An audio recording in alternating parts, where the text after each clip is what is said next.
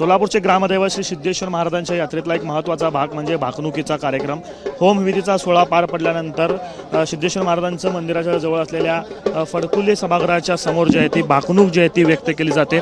खरं तर दरवर्षी जे आहे ते याच ठिकाणी ही भाकणुकीचा कार्यक्रम पार पडला जातो। दिवसभर उपाशी ठेवण्यात आलेल्या एका वासराला जे आहे ते या ठिकाणी आणण्यात येतं आणि त्याच्यासमोर गूळ, गाजर, बोरं, खोबरं, खारीक, पान, सुपारी अशा विविध प्रकारचे धान्य देखील त्याच्यासमोर ठेवण्यात येतात। मात्र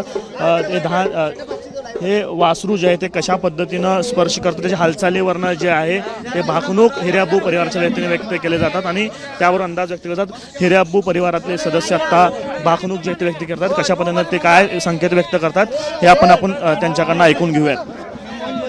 भाकणूक नंतर आत्ता वासराच्या हालचालीवर भाकणूक व्यक्त केली जाते, काय नेमकं म्हटलं जातं आपण ऐकूया। ग्रामदैवत शिवयोगी सीतारामची यात्रा 13/1/2024 पासून सुरुवात झाली। 13/1/2023 ला निमज्जन, 14/1/2024 ला अक्षता, आज 15/1/2024 ला होम। या यात्रेतील योगदंडाच्या पूजनापासून ते आज गायत सगळे धार्मिक कार्यक्रम सुरळीत आणि निर्विघ्नपणे पार पडले। आज महत्त्वाचं म्हणजे भाकणुकीचा कार्यक्रम।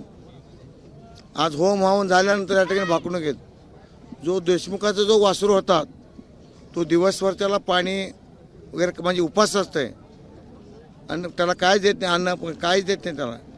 मग त्याच वासरानं आपण सगळ्यांना बघितलं, आम्ही जे सांगतो वासरू देत ते सांगतो, आता ते शेवटी करणार तो सिद्धाराम आहे। आज वासरू आल्याला पहिला मलमूत्र केलं, त्याच्यानंतर मिश्रण केलं आणि विडा ठेवल्यानंतर लाल वस्तूला स्पर्श केला, चाटला, खाल्ला नाही, पण म्हणजे जैसे ते परिस्थिती राहणार। आता मिश्रण हे झाल्यामुळं पाऊस पडल असं मला वाटतंय। वासरू शांत होता, पाऊस व्यवस्थित आणि विशेष वासरू शांत होता। म्हणजे 2024 हा शांततेत जाणार। गेल्या वर्षी आपल्याला मी सांगितलं होतं 2023 ला वासरू भितरला होता, आपण बघितलं इराक युद्ध सगळं झालं होतं, सगळं युद्ध ते चाललं। त्यामुळे माझी तुम्हाला एक विनंती आहे, म्हणजे मी काय प्रयत्न आपण सर्व एवढं आतुरतेनं एवढं ऐकताना ज्या वेळेला आम्ही जो सांगतो भाकणूक त्याचं तुम्ही विश्लेषण करा अशी माझी विनंती आहे। आता मला आणि मला दोन्ही केलाय त्यामुळे बरं वाटतं। पाऊस पीक पाणी बाकी सगळं म्हणजे स्थिर राहणार।